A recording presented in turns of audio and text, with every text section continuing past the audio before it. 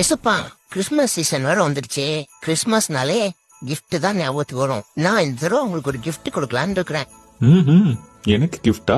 ஆமா எசப்பா, gift shop போய் உங்க போட்டோவை கொடுத்து வேர்ல்ட்ஸ் பெஸ்ட் ஃபாதர்னு போட்டு ஒரு காஃபி மக் ஆர்டர் பண்ணிடலான்னு இருக்கிறேன்.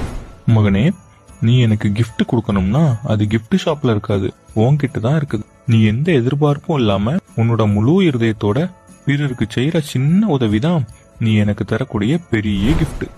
ஓகே எசப்பா, அப்போ கப்பை கேன்சல் பண்ணிட்டு ஹார்ட்டை ஓபன் பண்ணிடுறேன்.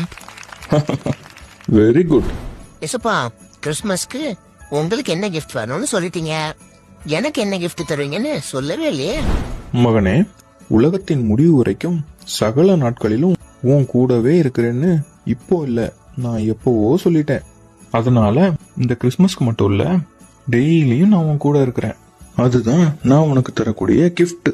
ஐயா, சரி சரி சரி சரி சரி, இது போதும் ஏசப்பா எனக்கு.